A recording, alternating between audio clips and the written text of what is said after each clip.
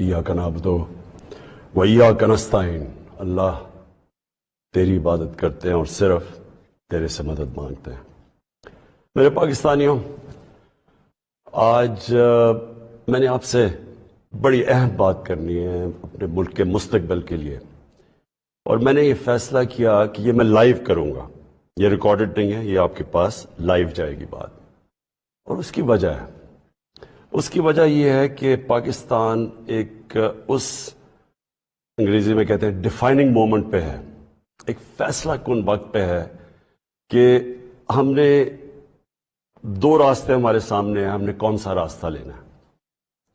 लेकिन मैं चाहता हूं कि इससे पहले ये मैं जो अपनी आपसे दिल की आज बातें करूंगा, उससे पहले मैं सिर्फ अपनी कौम को बताना चाहता हूं कि मेरी तरह का आदमी पॉलिटिक्स में आया क्यों। क्योंकि आप अगर पॉलिटिशियंस की जिंदगी देखें तो उनको किसी को भी कोई पॉलिटिक्स से पहले नहीं जानता था। उनकी कोई बड़े कम ऐसे लोग हैं जिन्होंने जिंदगी में कोई चीज अचीव भी किया हो।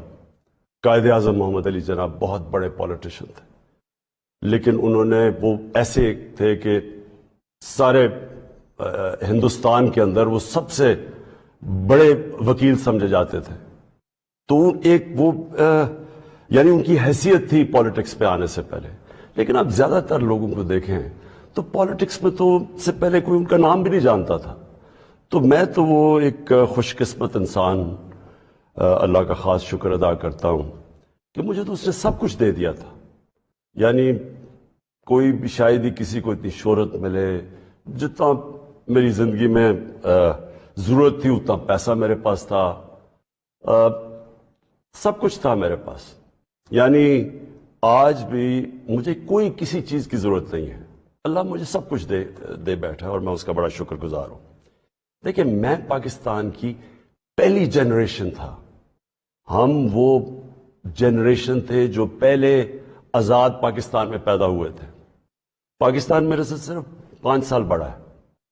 तो मेरे माँ बाप जो थे, मैं बार बार लोगों को बताता हूं, वो एक गुलामी के दौर में पैदा हुए थे, वो अंग्रेज के दौर में पैदा हुए थे। और मैं जब तक बड़ा होता रहा, क्योंकि उन्होंने पाकिस्तान मूवमेंट में शिरकत की थी, वो मुझे हमेशा ये एहसास दिलवाते थे कि तुम बड़े खुशकिस्मत हो, आजाद मुल्क में पैदा हुए हो। तुम्हें नहीं पता कि जो भी आप कर लें गुलामी क्या होती है, क्योंकि एक सत्ता से ऊपर आप जा ही नहीं सकते, क्योंकि उसके ऊपर आपके हुक्मरान बैठे हुए थे। तो एक बड़ा जो भी खुददार लोग थे उनको बड़ा बुरा लगता था ये जो अंग्रेज की गुलामी थी। तो हम बड़े हुए, मेरे बहनें और मैं, हमें याद है कि बचपन से ये बताया गया। तो जो ये खुददारी है ना, ये एक आजाद कौम की निशानी होती है। और जब मैंने पॉलिटिक्स शुरू किया, मैं आपको बताऊं पॉलिटिक्स में क्यों आया था। मैं इसलिए आया कि मैं एक तो पॉलिटिक्स का स्टूडेंट था, यूनिवर्सिटीज में मैंने पॉलिटिक्स पढ़ी हुई थी, पाकिस्तान की और दुनिया की पॉलिटिक्स के ऊपर मुझे पता था, तारीख का पता था। मैं इस नतीजे पे आया कि हमारा मुल्क कभी भी वो मुल्क बन नहीं सकता जो ख्वाब थी इल्लामा इकबाल की, और जो कायदे आजम जैसा लीडर, यानी जिस तरह उन्होंने जद्दोजहद की इस ख्वाब के लिए कि पता था कि उन्होंने जिंदा नहीं ज्यादा देर रहना। और अगर आप उनकी तारीफ पढ़ें कि जिस तरह उन्होंने केस लड़ा पाकिस्तान का बीमारी की हालात में, तो ये हमारे ये फाउंडिंग फादर्स थे। तो जो पाकिस्तान का मकसद था वो तो एक बड़ा अजीम मकसद था कि हमने एक इस्लामी फलाई रियासत बनना था। ये हमारी करारदाद पाकिस्तान में ये लिखा हुआ है हमारे फाउंडिंग फादर्स का कि हमने एक, जब हम कहते हैं इस्लामी फलाई रियासत, तो ये सीधा चला जाता है मदीना की रियासत पे, क्योंकि हमेशा मुसलमान उसको मॉडल समझता है अपना। जो सुनहरी दौर इस्लाम का है वो मदीना की रियासत थी। तो जब मैंने 25 साल पहले पॉलिटिक्स शुरू की तो मैंने अपनी जो हमारे मैनिफेस्टो थे उसमें 3 चीजें रखी। इंसाफ, और इंसाफ फिर मैं क्वालिफाई कर दूं, इंसाफ होता ही है कि ताकतवर और कमजोर के लिए एक कानून होता है। اور جو نبی صلی اللہ علیہ وسلم نے کہا تھا کہ تمہارے سے پہلے بڑی قومیں تباہ ہوئیں جدھر طاقت، مسلمان قوم غلام قوم نہیں بن سکتی. جس قوم کا نعرہ تھا پاکستان کا مطلب کیا، لا الہ الا اللہ، لا الہ الا اللہ کا تو مطلب ہی ہے کہ سوائے اللہ کے آپ کسی کے سامنے نہیں جھکتے. وہ شرک ہے. سب سے بری چیز اللہ کو لگتی ہے کہ جب آپ کسی کو بھی اللہ کی جگہ پہ رکھتے ہیں. تو یہ غلامی جو ہوتی ہے، یہ جب آپ کسی کی بھی پیسے کی غلامی، خوف کی غلامی، یہ سب شرک ہے. کیونکہ لا الہ الا اللہ انسان کو آزاد کرتا ہے. یہ تین تھے میرے آج سے 25 سال پہلے. آپ دیکھیں کہ میں مینیفیسٹو میں یہ تین چیزیں لکھی تھی. مجھے لوگ کہتے ہیں عمران صاحب آپ اسلام کا نام استعمال کرتے ہیں. میں اگر میرے میں اللہ ایمان نہ ڈالتا، میں پولیٹکس میں کیوں آتا؟ جس آدمی کے پاس سب کچھ ہے، مجھے یہ بتائے وہ اپنی زندگی کے 22 سال خرچ کرے گا ایک سٹرگل میں، اور 14 سال تو تھوڑے سے لوگوں کے ساتھ تھا، 14 سال تو مذاق اڑتا تھا میرا. تو میں کیوں پولیٹکس میں اتنی دیر کوشش کی جس کے پاس سب کچھ تھا؟ مجھے اتنے لوگوں نے کہا کہ عمران صاحب آپ کو ضرورت کیا تھی پولیٹکس کی؟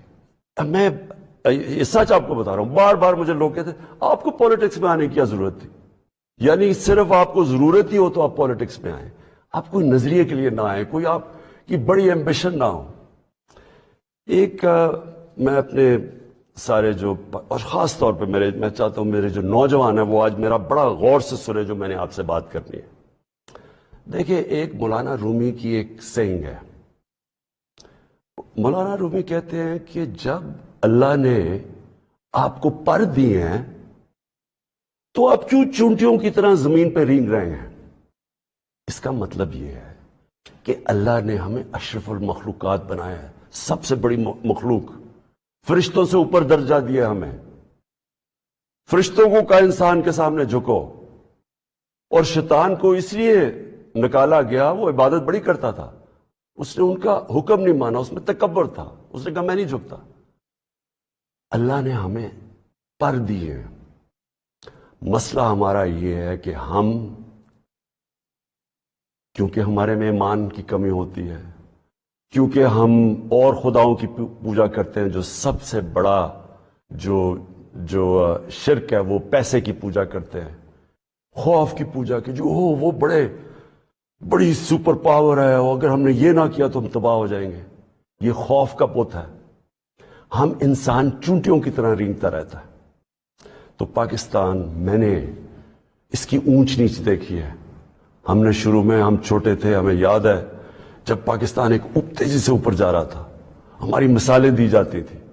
میں جب سکول میں تھا پاکستان کی مثال دی جاتی تھی. یہ ساؤتھ کوریا پاکستان آیا تھا سیکھنے کے لیے کہ کیسے آگے بڑھا. ملیشیا کے شہزادے میرے ساتھ سکول میں پڑھتے تھے، یہاں سیکھنے آتے تھے. سارا مڈل ایسٹ سے لوگ یہاں پاکستان کی یونیورسٹیز میں آتے تھے. ہم اوپر جا رہے تھے، ہمارا ماڈل لوگ دیکھتے تھے، مثال دی جاتی تھی. میں نے اس کو نیچے آتے دیکھا، اور میں نے اس کو ذلیل ہوتے دیکھا اپنے ملک کو. اور میں اس کے اوپر ابھی آتا ہوں کیونکہ جو میرے والد تھے، مجھے یاد ہے اپنے آخری دنوں میں جو ہمارے پر یہ وار آن ٹیرر کے اندر جس طرح کی پاکستانیوں کو ذلت ملی، پاکستانیوں کو میں خاص طور پہ کہہ رہا ہوں، لیکن اوور آل اسلاموفوبیا بھی تھا، لیکن پاکستانیوں کو ذلت ملی. تو میں جو آج آپ سے بات کرنا چاہتا ہوں وہ یہ کہ دیکھیں، اللہ نے جو ہمارے اندر اتنی صلاحیتیں دی ہیں اشرف اس کی عظیم مخلوق پہ، لیکن اسے کنڈیشن لگائی ہوئی ہے. اس نے کہا ہے کہ تم نے اگر اوپر اڑنا ہے نا، جو اقبال نے اپنا شاہین کا کانسیپٹ دیا ہے کہ شاہین کیسے اقبال کا، وہ تب اوپر جاتا ہے جب وہ ریزسٹنس کے سامنے کھڑا ہوتا ہے، جب وہ مقابلہ کرتا ہے.